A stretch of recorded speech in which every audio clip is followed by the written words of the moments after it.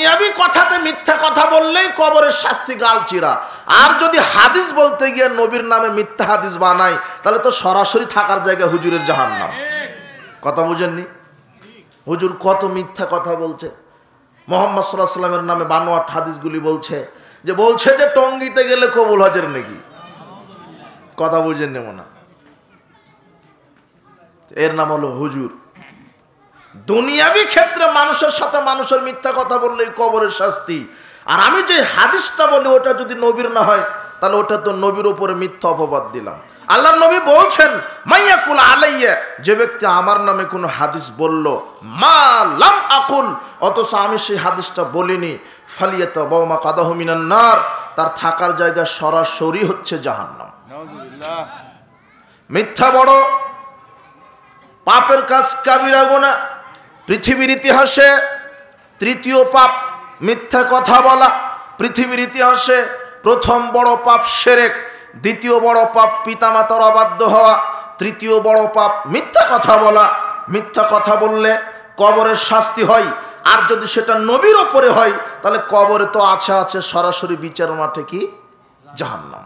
খুব সাবধান, মিথ্যা কথা বলা পরিত্যাগ করবেন। নারী পুরুষ উভয়েই যে মিথ্যা কথা বলে সে আদর্শ নারী আদর্শ পুরুষ হতে পারে না। আদর্শ নারী আদর্শ পুরুষ সত্য কথা বলবে। এরপর আল্লাহ সুবহানাহু ওয়া তাআলা আদর্শ নারী পুরুষের বৈশিষ্ট্য সম্পর্কে বলছেন আস-সাবিরাত ওয়াস-সাবিরাত, তারা ধৈর্যশীল হবে। নারী পুরুষকে ধৈর্যশীল হতে হবে। উপস্থিত বৈঠকের মুসলিম দিনী ভাই বোন, আপনাদেরকে ধৈর্যশীল হতে হবে। ধৈর্য জিনিসটা কি? কঠিন বিপদ, আপনার কঠিন বিপদ পারিবারিক হোক, অর্থনৈতিক হোক, শারীরিক হোক, যে কোনোভাবে হোক আপনি বিপদে পড়েছেন, আপনি অসুস্থ, আপনি রোগে আক্রান্ত, আপনার পরিবারের সমস্যা, চট করে তৎক্ষণাৎ কোনো সিদ্ধান্ত নেবেন না, ধৈর্য ধারণ করবেন, আল্লাহর কাছে দোয়া প্রার্থনা করবেন। আল্লাহ বলছেন ওয়াস্তাঈনু বিস-সাবরি ওয়াস-সালাহ, তোমরা আমার কাছে সালাত এবং ধৈর্যের মাধ্যমেই দোয়া প্রার্থনা করো। আমার কাছে সালাত এবং ধৈর্যের মাধ্যমেই আমার কাছে চাও। চাইতে গেলে সময় লাগবে। আপনি রাতে উঠে আল্লাহর কাছে চান, ধৈর্যশীল হন। এখানে সবচাইতে বড় ধৈর্য বিপদ থেকে ধৈর্য ধারণ করা নয়। সবচাইতে বড় ধৈর্য কি জানেন? পাপ থেকে নিজেকে কন্ট্রোলে রাখা হচ্ছে সবচাইতে ধৈর্যের নাম। আপনার সামনে নগদ 1 কোটি টাকা দুর্নীতির টাকা, আপনি নিতে পারলে নিতে পারতেন, কিন্তু নিবেন না। পাপ থেকে নিজেকে কন্ট্রোল করলেন। কথা বুঝেন নেব না, এটা সবচাইতে বড় ধৈর্য। একটা নারী আপনাকে বলছে যে আসেন আমরা একটু পার্কে ঘুরতে যাই বা অমুক জায়গায় জেনা করি, তখন আপনি যদি বলেন ইন্না আখাফুল্লাহ, না না আমি আল্লাহকে ভয় করি, আমি কেন তোমার সাথে ঘুরবো, আমি কেন একটা ল্যাংটা নারীর সাথে সময় দিব, এই যে পাপ থেকে ফিরে আসলেন, আপনি সবচেয়ে ধৈর্যশীল মানুষ। আল্লাহ বলছেন ওয়ানাহান নাফসা আনিল হাওয়া, যে তার কুপ্রবৃত্তি থেকে নিজেকে ধৈর্য ধারণ করে কন্ট্রোলে রাখতে পারবে। মদ আছে সামনে খাবে না, জেনার সুযোগ আছে জেনা করবে না, সুদ খাবার সুযোগ আছে খাবে না, দুর্নীতির সুযোগ আছে দুর্নীতি করবে না, মিথ্যা কথা বললে 1000 কোটি টাকা লাভ তাও মিথ্যা কথা বলবে না। অন্তর বাধা দিবে। অন্তর এই কুপ্রবৃত্তি থেকে যে নিজেকে বাঁচাতে পারলো, আল্লাহ সার্টিফিকেট দিচ্ছেন তার বিচার মাঠে থাকার জায়গা জান্নাতুল মাওয়া। পাপ থেকে বিরত থাকার নাম ধৈর্য, বিপদ থেকে বিরত থাকার নামও ধৈর্য। তবে সবচাইতে বড় ধৈর্য কোন কাজ থেকে বিরত থাকা? পাপ থেকে বিরত থাকা। এখন তো পাপের ক্ষেত্র সহজ। আগে ছাত্র জীবনে এই যুবকেরা যখন তোমরা এখন বড় হয়ে গেছেন আপনারা ওই ছাত্র জীবনে কি হতো? আগে মানুষ ওই ছবি সিনেমা দেখতো, টিকিট কেটে 50-100 কিলো গিয়ে সিনেমা হলে গিয়ে সিনেমা দেখতো, তাই না? আগে পাপ করাটাও কঠিন ছিল, পাপ করতে টাকা খরচ হতো, অনেক দূরে যাওয়া লাগতো সিনেমা দেখার জন্য। আর এখন মোবাইলেই সিনেমা। পাপ একেবারে আপনার দরজা এসে বলছেন এই করো করো, আমি রেডি আছি। কথা বুঝেন নি মনে হয়? পাপের ক্ষেত্রগুলি এখন সব সহজ। আপনি মোবাইল এখন ল্যাংটা নারী দেখেন, গান বাজনা শ্রবণ করেন। মিথ্যা কথা বলা লাগলো 2 দিন পরে গিয়ে বলতে পারতেন ভাই আগামীকাল আপনার সাথে সাক্ষাৎ করার কথা ছিল, কিন্তু আমি তো ছিলাম রাজশাহী, কিন্তু এখন মোবাইলের নগা থেকে বলছেন আমি এখন রাজশাহী। কথা বুঝেন নি মনে হয়? সব ক্ষেত্রে মিথ্যা কথা বলাও এখন সহজ। মানে পাপের ক্ষেত্রগুলো আপনার সামনে দরজায় এসে বলছেন এই যে আমি রেডি, আমি রেডি, তখন আপনাকে বলতে হবে যে তুমি যতই রেডি থাকো, পাপ আমি আল্লাহকে ভয় করি, আমি পাপ করব না।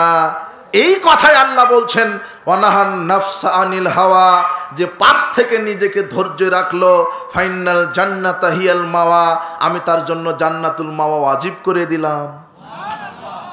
ধৈর্য, এর নাম ধৈর্য। আর ধৈর্য কি? গাভী মারা গেছে, ফসল নষ্ট হয়েছে, আপনার ছেলে অসুস্থ, মেয়ে অসুস্থ, স্ত্রী অসুস্থ, ধৈর্য ধারণ করেন, আল্লাহর কাছে বলেন, আল্লাহর কাছে সাহায্য চান। সকালে আপনার স্ত্রী ফুটফুটে নয়নের পুতুলি স্বর্ণের টুকরা একটা ছেলে সন্তান জন্ম দিয়েছে, সকালেই আপনাকে খবর দিল আপনি ছেলে সন্তানের বাবা হয়েছেন, বলবেন আলহামদুলিল্লাহ।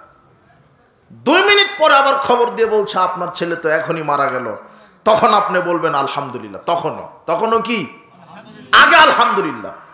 রাসূল সাল্লাল্লাহু আলাইহি ওয়াসাল্লাম বলছেন আল্লাহ সুবহানাহু ওয়া তাআলা ফেরেশতাদেরকে ডেকে বলেন, যখন কোনো অভিভাবকের সন্তানকে আল্লাহ কেড়ে নেন, তখন আল্লাহ ফেরেশতাকে বলে, মালাকুল মউতকে বলে, হ্যাঁ তুমি কি আমার ওই যে পিতার ওই যে কলিজার ধনকে তুমি উঠিয়ে নিলে?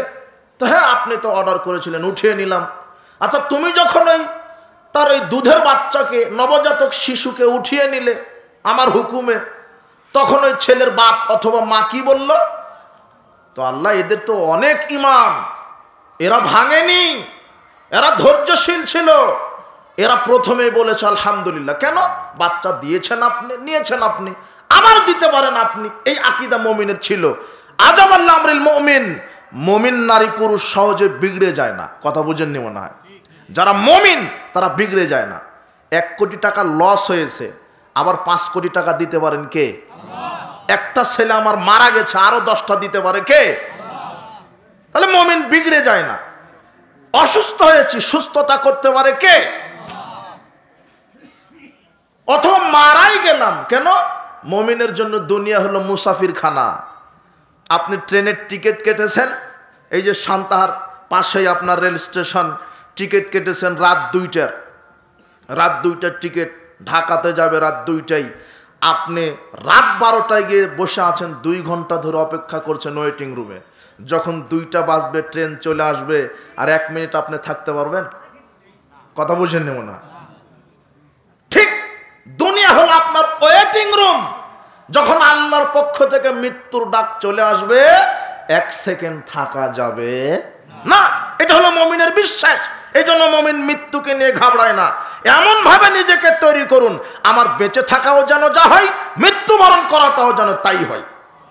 এমন ভাবে তৈরি করুন। আমার বেঁচে থাকা কি মরে যাওয়া কি?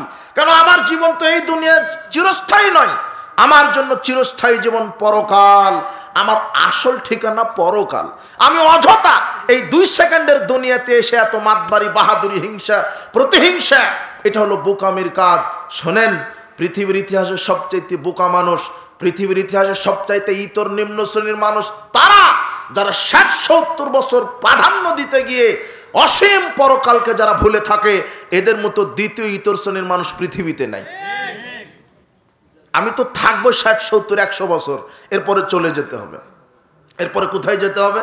চলে যেতে হবে। মুমিনের জন্য আসল ঠিকানা কি? পরকাল, জান্নাত। আল্লাহ, তুমি আমাদের প্রত্যেককে জান্নাতুল ফেরদাউসের মেহমান হিসেবে কবুল করে নাও। মুমিনরা ঘাবড়ায় না। রাসূল সাল্লাল্লাহু আলাইহি ওয়াসাল্লাম বলছেন, আমি মুমিনের জীবন চক্র দেখে আশ্চর্য হয়ে যাই।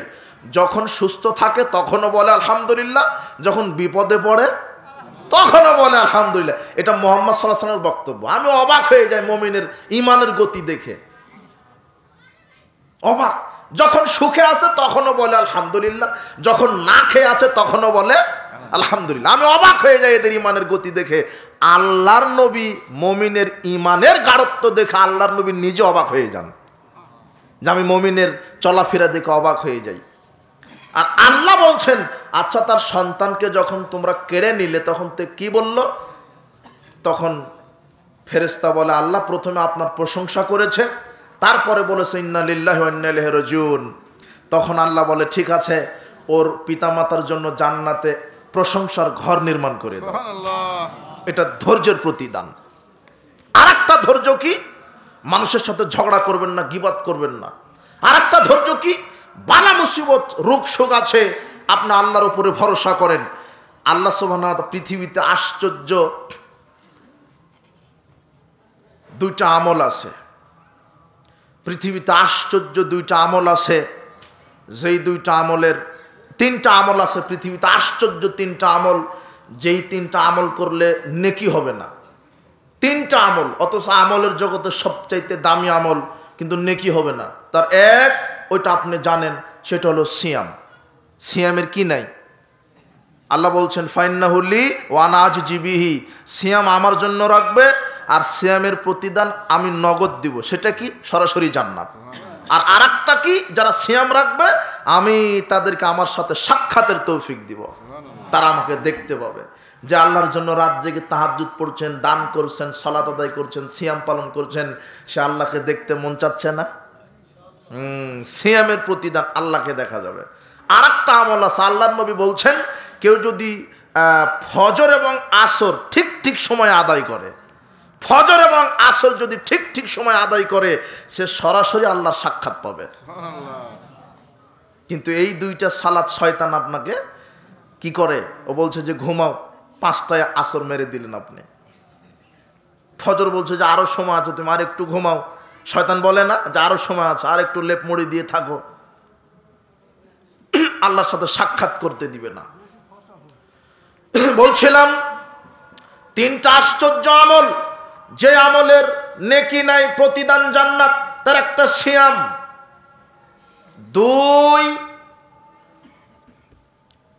সবর, ধৈর্য। 2 নম্বর কি?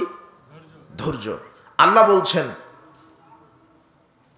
ইবনে আদম, হে আদমের সন্তান, ইন সবারতা ওয়াহতাসাবতা ইনদা সাদমাতিল উলা, হে আদমের নারী সন্তানেরা, নারী পুরুষ, শোনো, তোমরা যদি প্রথমে ধৈর্য ধারণ করতে পারো, প্রথমেই বিপদ এসেছে কোনো প্রতিশোধ নেওয়া ছাড়াই, আপনি ইচ্ছা করলে মামলা করতে পারতেন, দোষ ওরই, কিন্তু আপনি মামলা করলেন না, আপনি আল্লাহর কাছে বিচার দিবেন। কথা বুঝেননি? বোকা মানুষেরা থানায় গিয়ে মামলা করে, সপ্তাহে হাজারি দিতে হয়, টাকা দিতে হয়, অমুক তারিখে ধরো, এই করো সেই করো। আর মামলা এখানে দিলেন কেন? এই হারামখোর দুর্নীতিবাজদের নিকটে মামলা দিলেন কেন?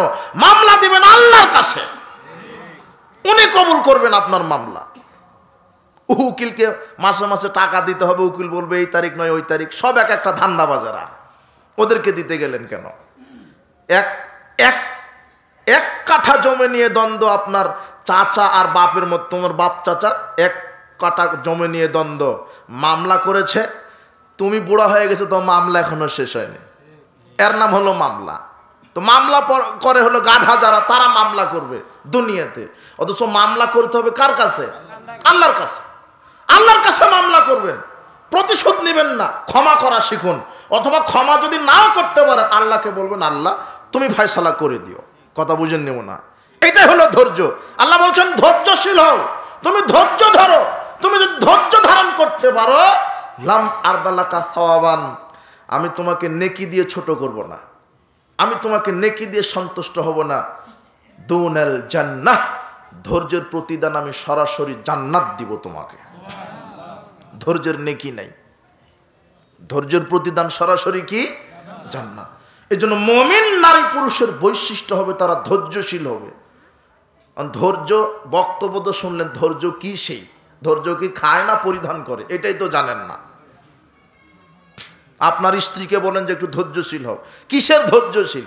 ও যে প্রতিবেশীর একটা ছাগলে বেগুনের গাছ খেয়ে নিয়েছে, 2 ঘন্টা গালি দিয়েছে, তারপরে বলছে যাক এখন ধৈর্য ধরি। কথা বুঝে নেব না। আপনি আবার অফিস থেকে আপনি আরো 2 ঘন্টা মেরে দিলেন, দিয়ে বলছেন যে থাক হয়েছে 4 ঘন্টা, আর করবো না, ধৈর্য ধরো। তো এর নাম তো ধৈর্য নয়। কথা বুঝেন নেব না।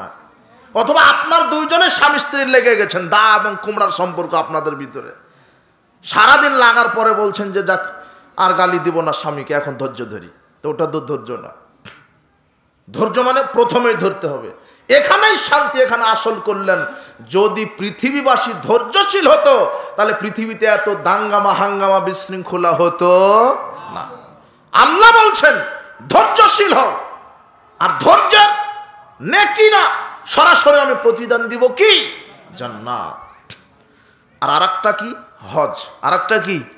হজ। আল হজ্জুল মাবরুর, কবুল হজ, লাইসা লাহু জাযা। রাসূল বলছেন কবুল হজের কোনো নেকি নাই ইল্লাল জান্নাহ। যার হজটা আল্লাহ কবুল করবেন তাকে সরাসরি প্রতিদান দিবেন জান্নাত। তাহলে তিনটা আমল পাওয়া গেল, সিয়াম, ধৈর্য, আর একটা কি? হজ। যাদের সামর্থ্য আছে হজ করেন, যাদের সামর্থ্য নাই তাদেরকে আল্লাহর নবী একটা আমল শিখিয়ে দিয়েছেন। কি? তাদেরকে বলেছেন যে তোমরা প্রত্যেক ফরজ সালাতের পরে সুবহানাল্লাহ 33 বার বলো, আলহামদুলিল্লাহ 33 বার বলো, আল্লাহু আকবার 34 বার বলো, তাহলে তোমাদেরকেও আল্লাহ কবুল হজের নেকি লিখে দিবেন। মুমিন নারী পুরুষের বৈশিষ্ট্য, তারা ধৈর্যশীল হবে। এরপরে আল্লাহ সুবহানাহু ওয়া তাআলা বলছেন মুমিন নারী পুরুষেরা হবে সিয়াম পালনকারী, তারা সিয়াম পালন করবে। রমাদানের সিয়াম তো রাখবে। এই যে আগামীতে আমরা এখন শাবান মাসে অবস্থান করছি, শাবানের পরে কি? রমাদান। রমাদানে তো সিয়াম পালন করবেন, রমাদানে তো সিয়াম পালন করবেন, কিন্তু রমাদানের সিয়াম তো ফরজ। কিন্তু মুমিন নারী পুরুষ আল্লাহ বলছেন তারা এত আদর্শবান পরহেজগার হয়, তারা বেশি বেশি সিয়াম রাখতে প্রতিযোগিতা করে, তারা নফল সিয়াম রাখে, বেশি বেশি নফল সিয়াম রাখবেন। শাবানের সিয়াম সম্পর্কে 2 মিনিট কথা বলবো। তবে মুমিনের আদর্শ আল্লাহ নিজে বলছেন মুমিন নারী পুরুষ বেশি বেশি সিয়াম রাখে, নফল সিয়াম।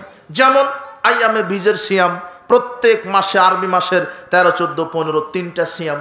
রাসূল সাল্লাল্লাহু আলাইহি ওয়াসাল্লাম বলছেন সালাসুম মিন কুল্লি শাহরিন, যেই ব্যক্তি প্রত্যেক মাসের 13, 14, 15 সিয়াম রাখলো, রমাদান ইলা রমাদান কাহাদা কাসিয়ামিদ দাহর, সে যেন 365টা দিনই সিয়াম রাখলো। আর একটা ভালো কাজকে আল্লাহ বাড়িয়ে দিবেন 10 গুণ।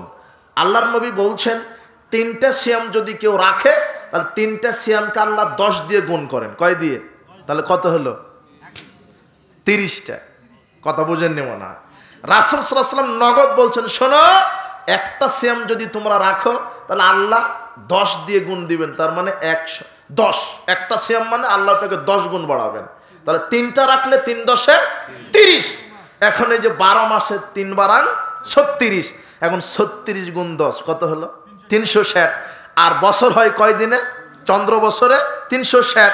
আল্লাহর নবী বলছেন এই এক কথাই তোমরা যদি 12 3 বারাং 36টা সিয়াম রাখতে পারো, আল্লাহ তোমাদেরকে 360টা সিয়ামের নেকি লিখে দিবেন।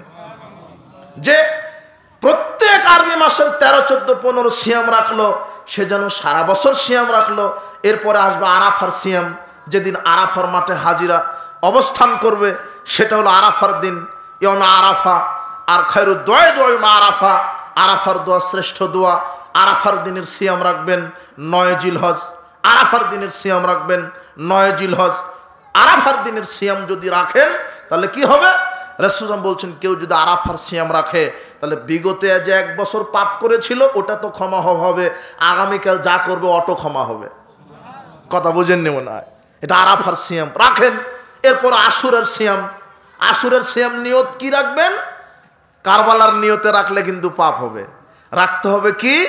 আল্লাহ সুবহানাহু ওয়া তাআলা মূসাকে বাঁচিয়ে দিয়েছিলেন, ফেরাউনকে ধ্বংস করেছিলেন, এর শুকরিয়া স্বরূপ আল্লাহকে সন্তুষ্ট করার জন্য সিয়াম রাখবেন।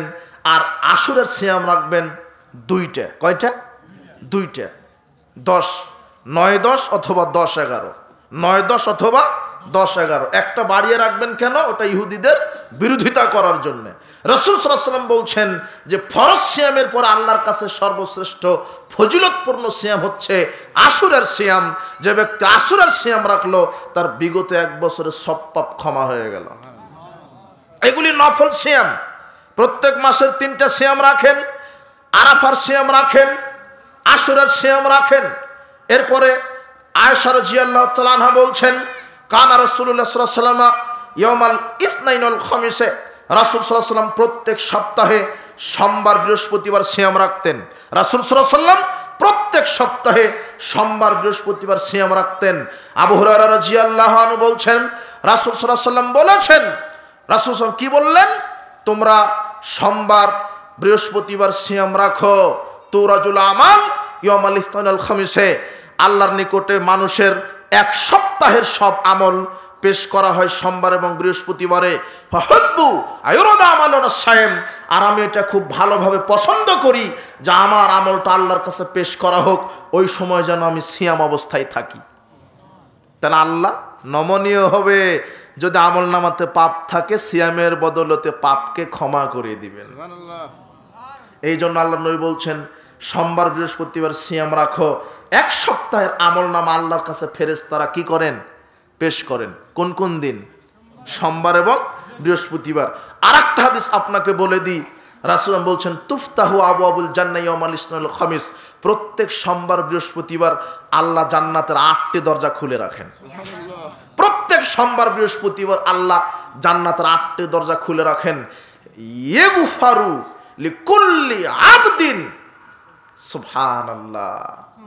যারা মুমিন নারী পুরুষ, অন্যান্য দিন আল্লাহর কাছে পাপ ক্ষমা চাইতে হয়, তাহলে ক্ষমা করেন, কিন্তু প্রত্যেক সোমবার বৃহস্পতিবার মুমিন নারী পুরুষের পাপ আল্লাহ ক্ষমা না চাইতেই অটো ক্ষমা করে দেন। এই হাদিসটা আপনাকে আমি কি দিয়ে বুঝাবো? বুঝেননি মনে হয়। আপনি একটা পাপ করলেন, আল্লাহকে বলতে হবে আল্লাহ আমার পাপটা ক্ষমা করে দাও। কিন্তু সোমবার বৃহস্পতিবারে এমন দুইটা দিন যে পাপ ক্ষমা চাইতে হয় না, আল্লাহ অটো ক্ষমা করে দেন। কাদেরকে? যারা মুমিন।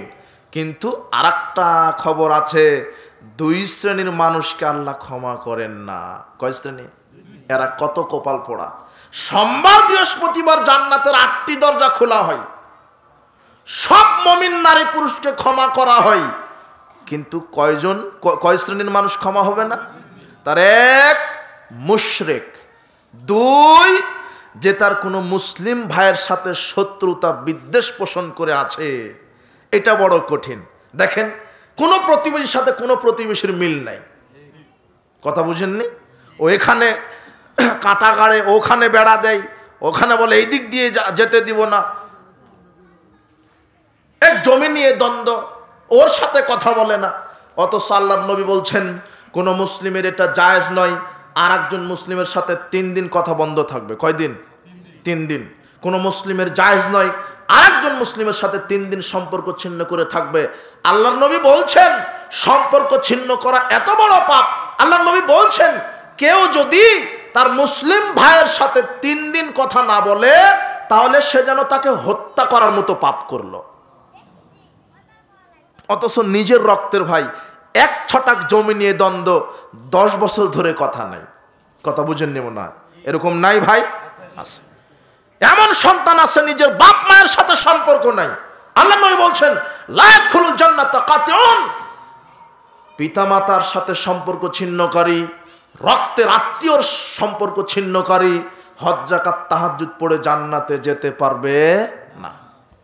আর এটা তো আত্মীয়তার সাথে সম্পর্ক ছিন্ন করলে জাহান্নাম। কিন্তু আপনি যদি কোনো মুসলিম দিনী ভাইয়ের সাথে হিংসা করে থাকেন, বিদ্বেষ পোষণ করে থাকেন, শত্রুতা পোষণ করে থাকেন, তাহলে আপনি মনে করেন তাকে হত্যা করার সমান পাপ করলেন আপনি। এটা জায়েজ নয়। আর এই অবস্থায় মারা গেলে আল্লাহর নবী বলছেন কোনো মুসলিম ব্যক্তির সাথে যদি 3 দিন সম্পর্ক ছিন্ন অবস্থায় মারা যায়, তাহলে সে জাহান্নামে চলে যাবে। এই হাদিসগুলি কোথায় রাখবেন আপনি? অথচ আপনি নিজেকে পরহেজগার মনে করেন, তাহাজ্জুদ গুজারি মনে করেন, আপনার মুসলিম ভাইয়ের সাথে সম্পর্ক নেই, কিছু একটা জেরে হিংসা বিদ্বেষে শত্রুতা পোষণ করে। জি না, এটা মুসলমানের আদর্শ নয়। প্রত্যেক মুমিন নারী পুরুষকে আল্লাহ ক্ষমা করেন, 2 শ্রেণীর মানুষকে ক্ষমা করেন না আল্লাহ। তার 1 যে তার ভাইয়ের সাথে হিংসা বিদ্বেষ শত্রুতা পোষণ করে আছে, তাকে ক্ষমা করেন না।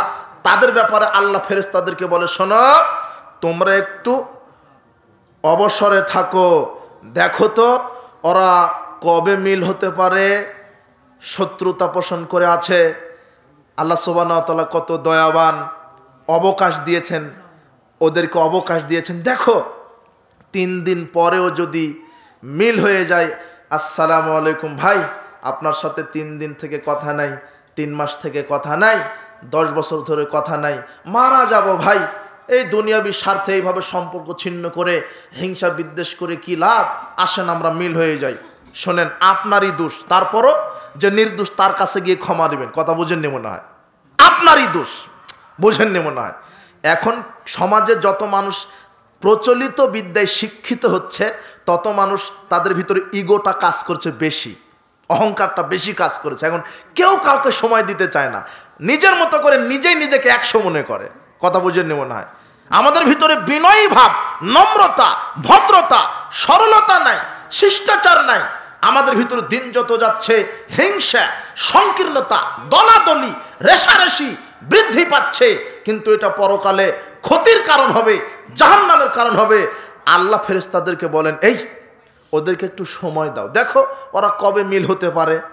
তো এই হাদিস শোনার পরে যদি আজকে আপনি আপনার কোনো একটা মুসলিম ভাইয়ের সাথে শত্রুতা ছিল, আজকে মিল মহব্বতে আসেন, সালাম দেন। যদি আপনি বলেন যে ভাই আসো আমরা মিল হয়ে যাই, একত্রে কাজ করি, এভাবে সংকীর্ণতা রাখি না, এভাবে আমরা ব্রড মাইন্ডের হই, মন মানসিকতা সুন্দর তৈরি করি, হিংসা বিদ্বেষ ডাস্টবিনে নিক্ষেপ করি, আসো আমরা একত্রে কাজ করি, একসাথে সমাজ কল্যাণের কাজ করি, ইসলামের কাজ করি, আর দলাদলি নয়, রেষারেষি নয়, হিংসা বিদ্বেষ নয়, একসাথে আসি। ভাই আসো তোমার সাথে এখন আমরা একসাথে মিলে যাই। তখন আল্লাহ বলবেন, যা এদের বিগত সব পাপ অটো ক্ষমা করে দাও। মিল হতে হবে। আজকে যদি আপনার প্রতিবেশীর সাথে কারো ঝগড়া হয়ে থাকে, সকালে ফজরের সালাত আদায় করে তার বাড়িতে যান, যে ভাই হয়েছে আমারই দোষ, আসেন একসাথে ফজরের সালাত আদায় করি, একসাথে থাকি। অথচ একই গ্রামে বাস করেন, একই মহল্লায় বাস করেন, দরজাটা খুললেই তার সামনে আপনার সাক্ষাৎ হয়, কিন্তু আপনি কথা বলছেন না, হিংসা রেষারেষিতে। সবাইকে ক্ষমা করলে আপনাকে আল্লাহ ক্ষমা করবেন না। কি দিয়ে আপনাকে হাদিস বোঝাবো? কিন্তু এখনই মিল হয়ে যান, এখনই সম্পর্ক ঠিক করেন, নিজের ভাইয়ের সাথে সম্পর্ক ঠিক করেন, নিজের পিতামাতার সাথে, নিজের আত্মীয়তার সাথে, প্রতিবেশীর সাথে সম্পর্ক ঠিক রাখেন। আল্লাহ আপনার বিগত সব পাপগুলি ক্ষমা করে দিবেন। বলছিলাম, সোমবার বৃহস্পতিবার জান্নাতের 8টি দরজা খোলা হয়, সবাইকে ক্ষমা করেন। তবে এই যে হিংসা শত্রুতা পোষণ করে আছে, এদেরকে ক্ষমা করেন না। আর একটা কি, যারা মুশরিক, যারা কি মুশরিক, যারা শিরক করে। শিরক কি? কবর পূজা, খানকা পূজা, মাজার পূজা, এগুলি তো বড় বড় শিরক। যার আকীদা পচে গেছে, নষ্ট হয়েছে। অনেক আকীদা আছে দেশের মানুষের ভিতরে যে পীর সাহেব সন্তান দিতে পারে, পীরের দরগায় মানত করলে বালা মুসিবত কেটে যায়, মাজারে টাকা মানত করলে সংসারে বরকত চলে আসে। এই যে আকীদা, এর তো ইমানই নাই, এদের ক্ষমা তো বহুদূর কথা, ইমানই নাই। এগুলো বড় বড় শিরক। পীরের মুরিদ না হলে জান্নাত হবে না, পীর ধরা ফরজ, পীরের সুপারিশ ছাড়া জান্নাত হবে না। এগুলো ভ্রান্ত আকীদা।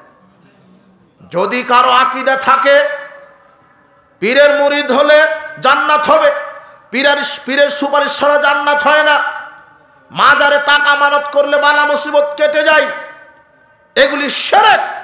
খানকায় মাজারে পীর সাহেব জীবিত থেকে মানুষের কল্যাণ অকল্যাণ করতে পারে, পয়সা টাকা মানত করলে পীর সাহেব পাপ ক্ষমা করে জান্নাত দিতে পারে। এই আকীদা শিরক, এই আকীদা শিরক। বালা মুসিবত দিতে পারেন আল্লাহ, বালা মুসিবত থেকে বাঁচিয়ে রাখতে পারেন আল্লাহ, পাপ ক্ষমা করতে পারেন আল্লাহ। ওই যে পতিতালয়ের নারী কুকুরকে পানি পান করালো, পতিতালয়ের নারীর পাপকে ক্ষমা করেছিল নাকি পীর সাহেব? ওই যে 100 জন ব্যক্তিকে হত্যা করলে একজন ব্যক্তি, ওই 100 জন হত্যাকারী মানুষকে কে ক্ষমা করেছিল? নাকি পীর সাহেব?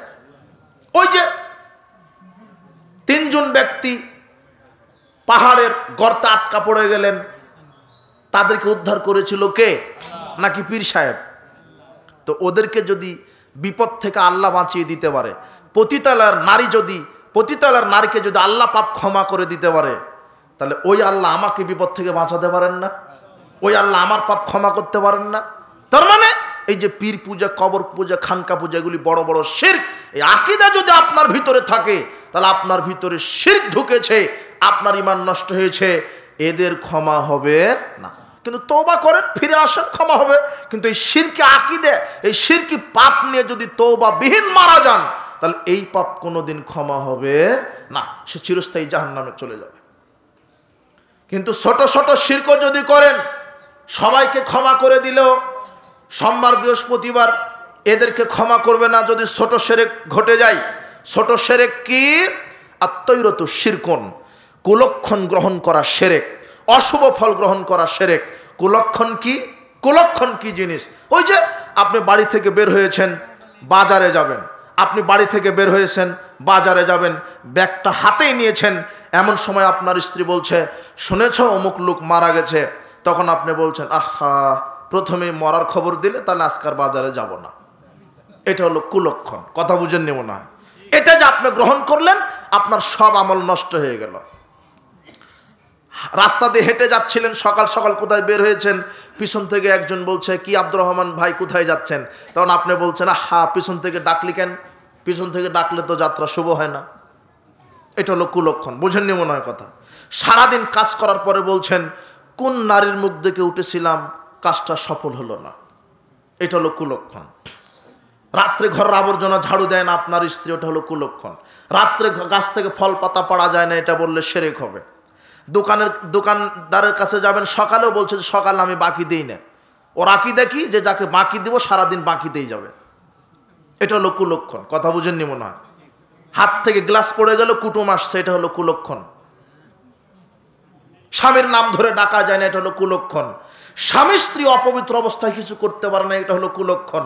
স্বামী স্ত্রী অপবিত্র অবস্থায় সালাত, সিয়াম, কোরআন তেলাওয়াত করবে না। এছাড়া ভাত রান্না করবে, তরকারি রান্না করবে, ব্যবসা করবে, চাকরি করবে, ক্ষেত কৃষি করবে, সবই করবে। যদি বলে যে করতে পারে না, তাহলে এটা কুলক্ষণ, শিরক হবে। কথা বুঝেননি? আপনি দুটা কলা খাচ্ছিলেন জমজ, আপনার স্ত্রী বলছে তুমি খাও না, ওর দাদাকে দাও। মানে ওর দাদার আর বাচ্চা হওয়ার সম্ভাবনা নাই, ক্ষমতা নাই, কিন্তু আপনি খেলে আপনার স্ত্রী নাকি দুটা বাচ্চা হবে। কি আকীদা? এটা হলো কুলক্ষণ। কথা বুঝেননি মনে হয়? টিকটিকি ঠিক ঠিক করছে, বলছে যে কথা ঠিক, এটা হলো কুলক্ষণ। আর সমাজে যতই বুড়ি টাইপের লোক দেখবেন, এই নানি দাদি, এরা হলো এক একটা শিরকের ফ্যাক্টরি, এক একটা যত ভ্রান্ত আকীদা, এরা হলো ডেলিভারি দেয়। আর যত মুরব্বী আছে সমাজে, এরা হলো এক একটা বেদাতের ডিলারশিপ। এরা বলবে যে বাপ দাদা থেকে করে আসছি, হ্যাঁ তোরা বেশি বুঝিস, তোরা ফেতনাবাজ, এই সেই। কথা বুঝেননি? এইভাবে ওরাই ফেতনা বাধায় সমাজে। বলছিলাম শিরকের পাপ থেকে বিরত থাকবেন। আর একটা কথা ছুটে গেল, তাবিজ ঝুলানো বড় শিরক। আর একটা কথা ছুটে গেল, তাবিজ ঝুলানো বড় শিরক। কেউ যদি তাবিজ ঝুলাই তাহলে সে শিরক করলো। রাসূল সাল্লাল্লাহু আলাইহি ওয়াসাল্লামের কাছে 9-10 জন ব্যক্তি এসে বললেন, আমরা ইসলাম কবুল করতে চাই। তিনি 9 জনকে ইসলাম কবুল করিয়ে দিলেন, একজনকে দিলেন না। সাহাবীগণ অভিযোগ করলেন, আল্লাহর নবী আপনি একজনকে ইসলাম কবুল করালেন না কেন? তখন তিনি বললেন, শোনো, ইন্না আলাইহি তামিমা, এই ব্যক্তির দেহের শরীরের ভিতরে তাবিজ আছে। ফাদখালা ইয়াদাহু ফাকাতাহা, লোকটি হাত দেহের মধ্যে দিয়ে তাবিজটা ছিঁড়ে ফেলিয়ে দিলেন। ফাবায়াহু, এরপরে রাসূল সাল্লাল্লাহু আলাইহি ওয়াসাল্লাম তাকে ইসলাম কবুল করালেন। এরপরে তিনি বললেন, মান আলাকা তামিমা ফাকাদ আশরাকা, যে ব্যক্তি তাবিজ ঝুলালো সে শিরক করলো। তাবিজ ঝুলানো কি? শিরক। তাবিজ শরীরে থাকা অবস্থায় লোকটা মুসলমানই হতে পারলো না। কথা বুঝেননি মনে হয়? তাবিজ শরীরে থাকা অবস্থায় লোকটা মুসলমানই হতে পারলো না। অথচ বাংলাদেশের বড় বড় হুজুরেরা ইমামতিও করে, তাবিজও বিক্রি করে। ওরা মুসলমানই না, বহু দূরের কথা। হাজী সাহেব মক্কা থেকে হজ করতে কোমরে হাতে তাবিজ নিয়ে, ও মুসলমানই না, তাবিজ তো, হজ তো বহু দূরের কথা। আগে আমরা ইমান ভঙ্গের কারণ আলোচনা করতাম, এখন আর সাহস পাই না। কেন জানেন? মানে ইমান থাকলে না ভাঙবে, কিন্তু এখন ইমানই নাই। দেখি মানুষের ভিতরে ইমানই নাই, ভাঙবে কি? আমি যদি আপনাকে বলি যে আপনার অজু নষ্ট হয়ে গেছে, এখন আপনি বলবেন কি বলছেন মৌলানা সাহেব, আমি তো অজুই করিনি, ভাঙলো কখন? অজু করলে তো ভাঙবে। তখন আমি ইমান ভঙ্গের আলোচনা করছি, 1.5 ঘন্টা বক্তব্য দেওয়ার পরে বলছে, হুজুর সবার আকীদা আল্লাহ নিরাকার, সবাই তাবিজের উপরে বিশ্বাসী। আমি চিন্তা করি সর্বনাশ, এতক্ষণ আমি কি বললাম? ইমান ভাঙার আলোচনা করলাম, কিন্তু এতে তো ইমানই নাই, ভাঙবে কখন এদের? কথা বুঝেননি? এক হাজী সাহেব আরাফার ময়দানে 2 হাত তুলে এইভাবে দোয়া করছে। যখন এভাবে দোয়া করছে, এই জায়গাতে তামার বালা ঝুলানো আছে, এই জায়গাতে, আর এখানে তাবিজ। কথা বুঝেননি মনে হয়? তাহলে কি হলো? হাজী সাহেব মদিনায় গিয়ে রাসূল সাল্লাল্লাহু আলাইহি ওয়াসাল্লামের উসিলায় দোয়া চাচ্ছে। পৃথিবীতে কোনো নবী, মৃত নবীর উসিলাতে দোয়া করা শিরক। যদি নবীর কবরে গিয়ে বলেন, মুহাম্মদ সাল্লাল্লাহু আলাইহি ওয়াসাল্লাম কবরে গিয়ে বলেন, ইয়া মুহাম্মদ আপনি আমাকে সুপারিশ করেন, তাহলে শিরক হবে। বলতে হবে এইভাবে, আল্লাহ তুমি আমার তাকদিরে মুহাম্মদ সাল্লাল্লাহু আলাইহি ওয়াসাল্লামের সুপারিশ কি করো, নসিব করে দাও। কার কাছে সুপারিশ চাইতে হবে? কথা বুঝেন নেব না। আকীদাকে সাফ করেন। যারা এভাবে শিরকের সাথে জড়িত, যারা বলে আল্লাহ নিরাকার, জি না, আল্লাহর আকার আছে। আল্লাহ নিজের পরিচয় নিজে দিচ্ছেন। আল্লাহ বলছেন, ইবলিস মানাকাং তাসজুদা লিমা খালাকতু বিয়াদাইয়া, হে ইবলিস আমি আদমকে আমার 2 হাতে তৈরি করেছি। কয় হাতে? তাহলে আল্লাহর কয় হাত আছে? নূহ আলাইহিস সালামকে আল্লাহ বলছেন, ওয়াসনাইল ফুলকা বিআয়ুনিনা, হে নূহ তুমি আমার 2 চোখের সামনে নৌকা তৈরি করো। তাহলে আল্লাহর কি আছে? ফাম্মান্নার ফালাতাম তালু হাত্তা ইয়াজাল্লাহু রিজলাহু, বিচার মাঠে জাহান্নাম পূর্ণ হবে না, আল্লাহ তার পা ঢুকিয়ে দিবেন, তখন জাহান্নাম পূর্ণ হবে। আল্লাহর কি থাকলো? আল্লাহর নিজের পরিচয় নিজে দিচ্ছেন। তবে লাইসা কামিসলি শাইউন, কোনো কিছু তার মতো করা যাবে না, তার সাথে তুলনা দেওয়া যাবে না। আল্লাহর চোখ আছে মানে মানুষের মতো, এই কথা বলা যাবে না। আল্লাহর হাত আছে মানে অমুকের মতো, এর কথা বলা যাবে না। আল্লাহর হাত কার মতো? যেমন তার মতো শোভা পায়। আল্লাহর চোখ কেমন? যেমন তার মতো শোভা পায়। কথা বুঝেননি? কিন্তু বিশ্বাস রাখতে হবে আল্লাহর কি আছে? চোখ আছে, হাত আছে, পা আছে। কানের কথা আসেনি। আল্লাহর যে কান আছে, এক কথায় কোরআন হাদিসে যতটুক এসেছে অতটুক বলতে হবে। কথা বুঝেন নেব না? কথা বুঝেছেন? বেশিও না কমও না, কোনো বিকৃত পরিবর্ধন করা যাবে না। এটা আকীদা। নবী নূরের তৈরি, জি না, ভ্রান্ত আকীদা। নবী মাটির তৈরি। মুহাম্মদ সাল্লাল্লাহু আলাইহি ওয়াসাল্লাম গায়েব জানেন, ভ্রান্ত আকীদা। মুহাম্মদ সাল্লাল্লাহু আলাইহি ওয়াসাল্লাম গায়েব জানেন না, গায়েবের চাবি সমূহ কার কাছে? আল্লাহর কাছে। এটা সঠিক আকীদা। নবীকে তৈরি না করলে কিছুই তৈরি করতো না, তাহলে সে মুশরিক। এই আকীদাকে সাফ করেন, আকীদাকে বিশুদ্ধ করেন। এই অনেকে আমাদেরকে বলে, আজকে একজন লোক বলছে, আজকে আমাকে একজন লোক ফোন দিয়ে বলছে যে মৌলানা সাহেব আপনারা তো বলেন আল্লাহর কাছে দোয়া করতে হবে। আমি 20 বছর ধরে আল্লাহর কাছে দোয়া করি, আমার এখনো দোয়া কবুল হচ্ছে না কেন? মানে ওনার কথার গতিতে বলছে যে ওর দোয়া আমার কবুল করে দেওয়া লাগবে। নাউজুবিল্লাহি মিন জালিক। মানে উনি এরকম মানে বোঝাচ্ছে যে ওর দোয়াটা যেন এখনই কবুল হয়। তখন আমি বললাম যে দোয়া কবুলের শর্ত থাকা লাগবে। তো মনে করেন আপনার দাদি তাহাজ্জুদ পড়ে 40 বছর, কত বছর? কিন্তু ওযুই করেনি কোনো দিন, তাহলে হলো? তা আমি ওনাকে বললাম যে দোয়া করছেন কত বছর? তো বলছে 20 বছর তো হবে, তো কবুল হয় না? তো না, কবুল হয় না। তা আমি প্রথমে বললাম আকীদা কি? বলছে আরে আমি পাক্কা আহলে হাদিস। আমি যেই বললাম আপনার আকীদা কি, তখন বলছে পাক্কা আহলে হাদিস। এরপরে বললাম আচ্ছা ঠিক আছে, বুঝলাম পাক্কা আহলে হাদিস, কিন্তু পবিত্র হালাল রুজি খান? তখন বলছে অর্ধেক অর্ধেক, মানে অর্ধেক হালাল খায়, অর্ধেক হারাম খায়। তখন বললাম তাহলে তো মরা পর্যন্ত আর দোয়া কবুল হওয়ার সুযোগই নাই।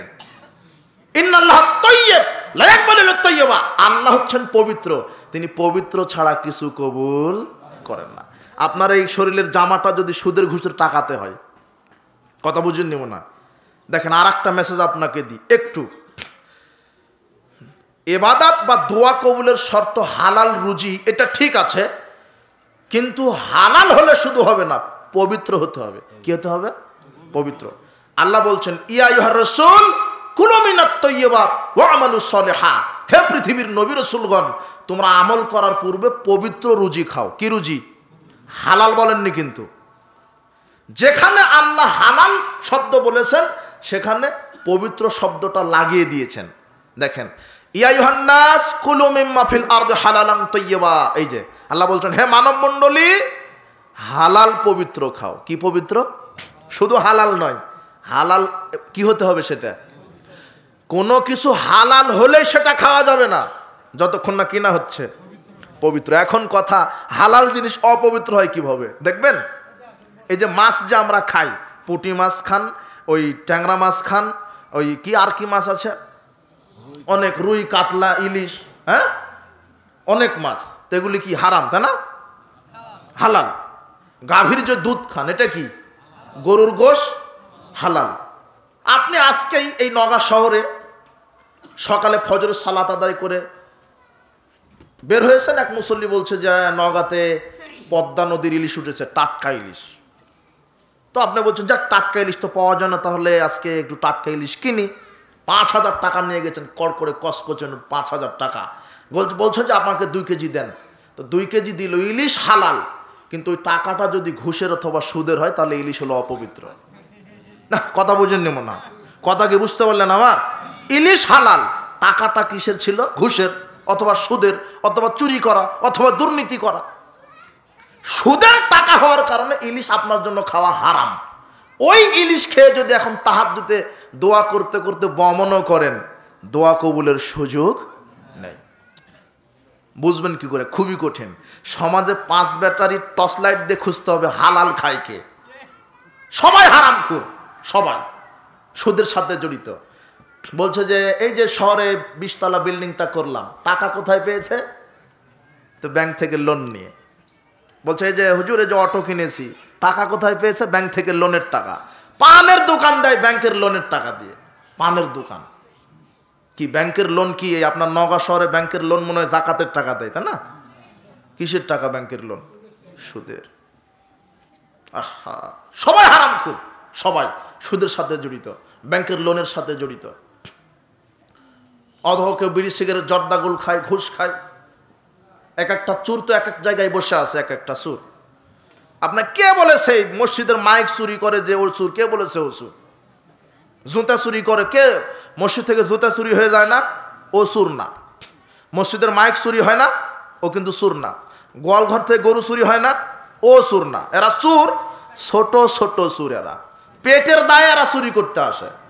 টিউবওয়েলটা বিক্রি করে ঋণ সুদ করবে, অথবা পরিবার না খেয়ে আছে তাই। গরুটা চুরি করে ঋণ পরিশোধ করবে তাই। এরা ছোট চোর। এদেরকে ধরতে পারলে পিটন উত্তম মাধ্যম দিয়ে হাতে আর 10,000 টাকা ধরিয়ে দিয়ে বলবেন যে তুমি বাদাম বিক্রি করে খাও, আর যেন চুরি করো না।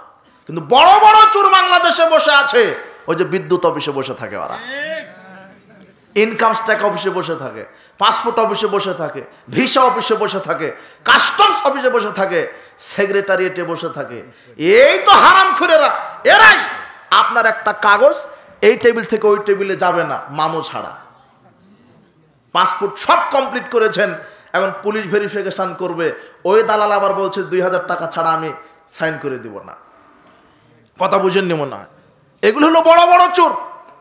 সরকার থেকে বেতন পাওয়ার পরেও যারা জনগণের নিকট থেকে ঘুষ ছাড়া জনগণের সেবা করে না, এরাই হলো অরিজিনাল চোর। এরা, এদেরকে ধরতে হবে। এরা হচ্ছে বড় বড় দালাল চোর। এরা সব জায়গাতে চিটার বাটপাড়ি বসে আছে। ঘুষ আর ঘুষ, ঘুষ ছাড়া কোনো সেবা নেই, কোনো কাজ নেই। সব জায়গাতে ঘুষ ঢুকে গেছে। মাদ্রাসাতেও ঘুষ ঢুকে গেছে। মাদ্রাসার প্রিন্সিপাল সাহেব, ও দাড়ি টুপি ঠিক আছে, দাড়িতে মেহেদি দেওয়া, 2 বার হজ করা। কয়বার হজ? 2 বার হজ করেছে, 6 বার উমরা করেছে। এ যখন শিক্ষক নিয়োগ দিতে বসেছে, তখন মাদ্রাসার প্রিন্সিপাল বলছে যে 5 লক্ষ টাকা মিষ্টি খাওয়ার জন্য দিতে হবে। কয় লাখ? আর মিষ্টি খেতে কয় লাখ লাগে? আবার দিতে দেরি হলে বলছে তাড়াতাড়ি দেন, জামাতের সময় হয়ে যাচ্ছে। কথা বুঝেননি মনে হয়? যে বলছে 5 লাখ দিতে হবে হলো মাদ্রাসার প্রিন্সিপাল। কথা বুঝেননি মনে হয়? আবার 2 বার হজ করা। যখন 5 লাখ চাইলো তখন কয়বার হজ করা আছে? উমরা করা কয়বার? আর আপনার এই যে শহরে যে কাপড়ের দোকানদার আছে না হাজী সাহেবের, যান, ও বলবে আহা বাবা তুমি এসেছো, তোমার বাপের সাথে আমার সেই সম্পর্ক ছিল, তোমার সাথে ব্যবসা করা যাবে না, তোমার কি পছন্দ নাও, আমি কেনার দামে তোমাকে দেব। তো এটা আঙ্কেল এটা আমার পছন্দ, আচ্ছা ঠিক আছে যাও কিনা, 3,000 টাকা কিনা আছে, কেনার দামে দাও। অথচ কিনা আছে 1,500 টাকা দিয়ে। অথচ যে বললো যে 3,000 টাকাতে কিনা আছে, ও 3 বার উমরা করা। কথা বুঝেননি মনে হয়? সব জায়গাতে চিটার বাটপাড়ি। আপনি শহরে ডাক্তারের কাছে যান, গিয়ে শুধু বলবেন যে আমার রাতে ঘুম হচ্ছে না, ও তখন 10টা পরীক্ষা দিবে আপনার। কয়টা? রক্ত পরীক্ষা দিবে, পেশাব পরীক্ষা, পায়খানা পরীক্ষা, আর ওরকম কিডনি পরীক্ষা। 10টা দিয়ে বলবে যে 10 দুগুণ 20,000। চিকিৎসা শুরুই হয়নি, পরীক্ষাতেই কয় হাজার গেল? 20,000। এরপরে প্রেসক্রিপশন করবে। ও MBBS ডাক্তার, এত বড় ডাক্তার, ও প্রেসক্রিপশন করতে বসেছে। এ ভালো করেই জানে যে কোন কোম্পানির ওষুধটা আপনার জন্য ভালো, কোন ওষুধটা ভালো কাজ করবে, তারপরও প্রেসক্রিপশানে ওই ওষুধ লিখবে না, লিখবে কোন ওষুধ যেই কোম্পানি তাকে ঘুষ দিয়েছে। কথা বুঝেননি মনে হয়? এলো বাটপার, সব জায়গাতে চিটার বাটপার। কথা বুঝেননি মনে হয়? ও বলছে যে তাড়াতাড়ি এটা প্রেসক্রিপশন করে ওষুধ নিয়ে আসেন, আমার সময় নেই, জামাতের সময় হয়ে যাচ্ছে। সব জায়গাতে প্রায় হারামখোর। তো ও বলছে যে আমি 20 বছর ধরে দোয়া করি, দোয়া কবুল হয় না। যখনই বললাম যে কি পবিত্র রুজি খান, তখন বলছে যে অর্ধেক অর্ধেক। কথা বুঝেননি? তাহলে এই তো হলো অবস্থা। আপনি দোয়া করছেন, দোয়া কবুল হচ্ছে না। দোয়া কবুলের শর্ত কি? আকীদা বিশুদ্ধ হতে হবে। কি হতে হবে? এরপরে তরিকা শুদ্ধ হতে হবে। 3 নম্বর ইখলাস ঠিক থাকতে হবে। 4 নম্বর হালাল পবিত্র রুজি হতে হবে। এরপরে আল্লাহকে প্রশংসা এবং রাসূল সাল্লাল্লাহু আলাইহি ওয়াসাল্লামের উপর দরুদ পাঠের মাধ্যমে কি করতে হবে? দোয়া। তাহলে সেই দোয়াটা আল্লাহ কবুল করবেন। আর তাড়াহুড়া করবেন না, কবুলের আশা নিয়ে দোয়া করবেন। যাক, আমি আদর্শ নারী পুরুষের বৈশিষ্ট্য সম্পর্কে বলতে গিয়ে অনেক বিভিন্ন সময় এসেছে, সংক্ষেপে এখন বলে আমরা আলোচনার ইতি টানবো ইনশাল্লাহ। যদিও ঠান্ডা একটু পড়ে গেছে আর অসুস্থতা বোধ করছি। বিষয় হচ্ছে যে এখানে কথা যে আদর্শ নারী পুরুষের বৈশিষ্ট্য আমি কোন জায়গাতে নিয়ে গেলাম, যে সিয়াম পালনকারী তারা হবে, তাই না? তাহলে এই যে সিয়াম, আর এখন শাবান মাস চলছে। কি মাস? রাসূল সাল্লাল্লাহু আলাইহি ওয়াসাল্লাম শাবান মাস প্রায় পুরো শাবানটায় 2-1টা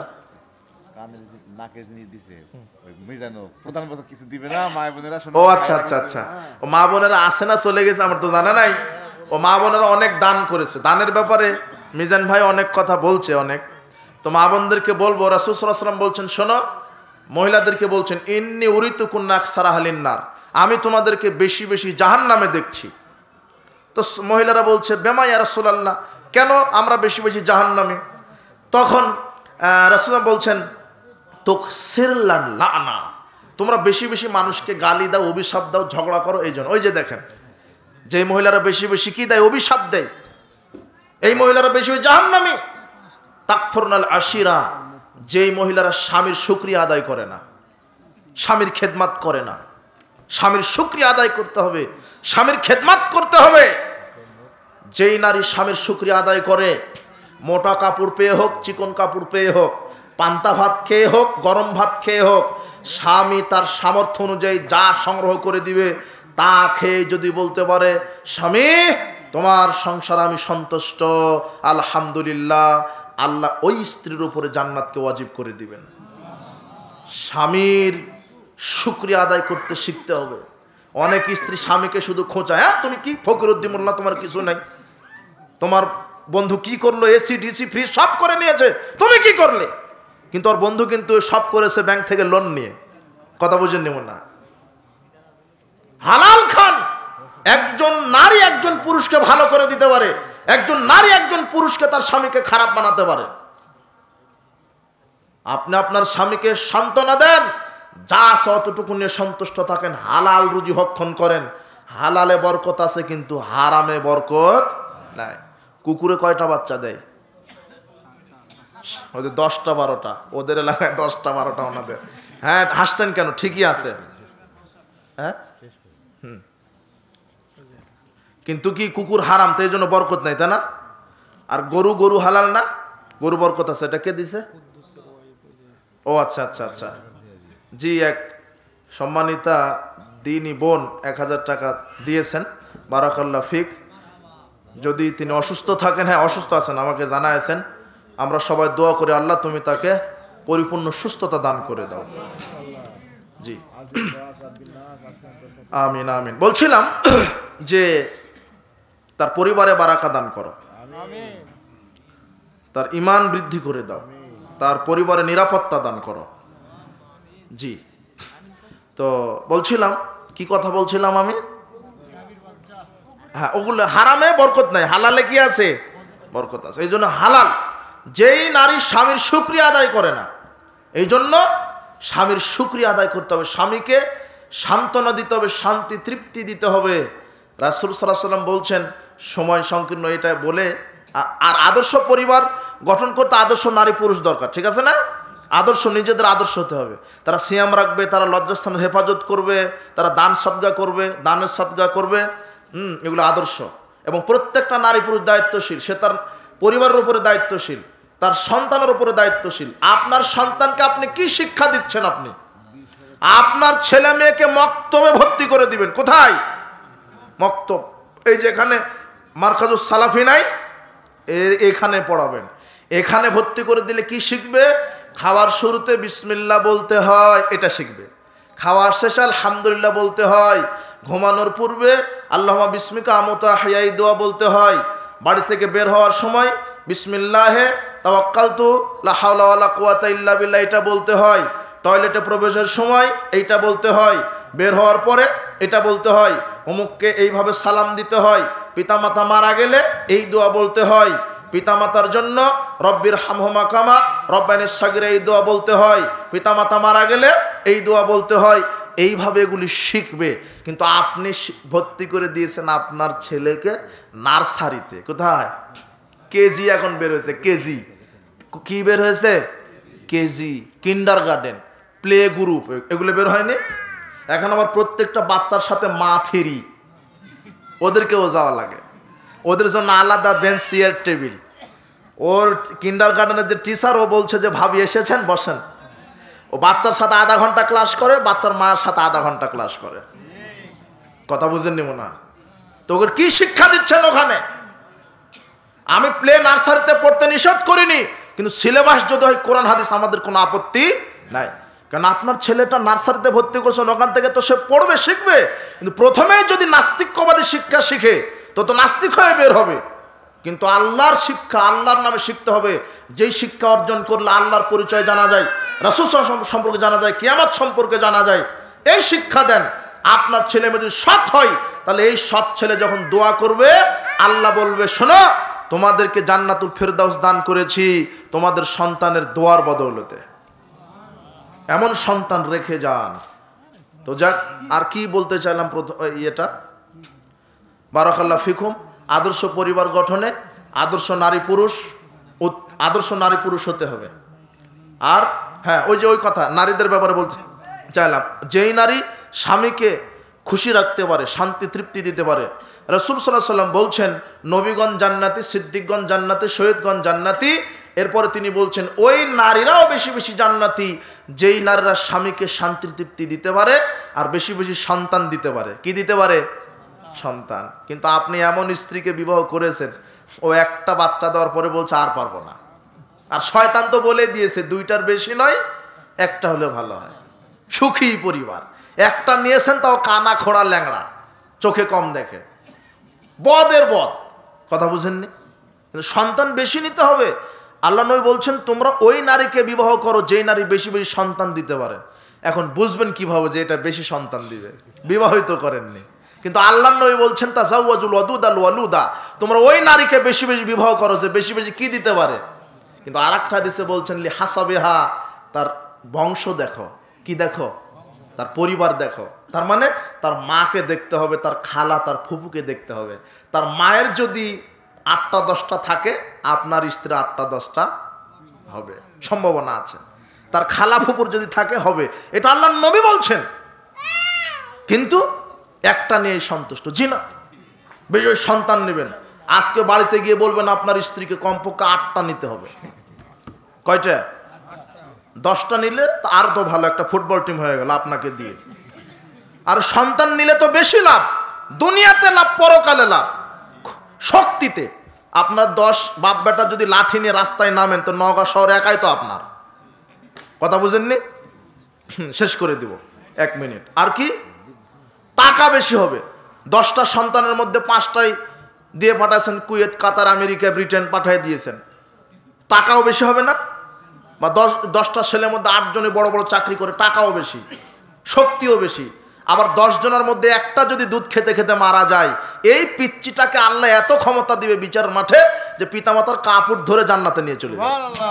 তো নিয়েছেনই একটা, মরে কয়টা, বাঁচে কয়টা? কথা বুঝেননি? এই জন্য বেশি সন্তান নেবেন। আবার নেকির দিকে বেশি। কেউ যদি কাউকে একটা সৎ আমলের কথা বলে দেয়, আর ওই ব্যক্তি যদি ওই সৎ আমল করে, ও করে যত নেকি, যে বলেছে সে অনুরূপ সমান নেকি। এখন আপনার 10টা সন্তান, 10টা সন্তানকে যদি বলেন এই 5 ওয়াক্ত সালাত বাধ্যতামূলক, ওরা 5 ওয়াক্ত সালাত একদিনে করবে 10 জনে, 5 10 50 ওয়াক্ত, আর আপনি বাপ হিসেবে একাই পাবেন 50 ওয়াক্তের নাকি। আপনাকে আর কি দিয়ে বুঝাবো। বারাকাল্লাহ ফিকুম, জাযাকুমুল্লাহ খায়ের। এই জন্য ছেলে মেয়েকে কোরআন সুন্নাহর আলোকে শিক্ষা দিবেন, আর এই মারকাজে পাঠাবেন, ঠিক আছে না? এই মক্তবে পাঠাবেন। 500 টাকা খরচ করে আপনার ছেলেকে কোরআন শিক্ষা দিচ্ছেন না, অথচ 5000 টাকা খরচ করে ওকে ইংরেজিতে ভর্তি করে দিয়েছেন। তো আপনি বৃদ্ধাশ্রমে থাকবেন না, তো আলেমের পিতামাতা বৃদ্ধাশ্রমে থাকবে? আপনি তো থাকবেন। 500 টাকা খরচ করে আপনার ছেলেকে কোরআন শিক্ষা দেন। আর একজন ভাই না বোন নাকি 200 টাকা দিয়েছে। বারাকাল্লাহ ফিকুম, জাযাকুমুল্লাহ খায়ের। জি, সুবহানাকাল্লাহু ওয়া বিহামদিক, আশহাদু আল্লা ইলাহা ইল্লা আনতা আস্তাগফিরুকা ওয়া আতুবু ইলাইক। আসসালামু আলাইকুম ওয়া রাহমাতুল্লাহি ওয়া বারাকাতুহু।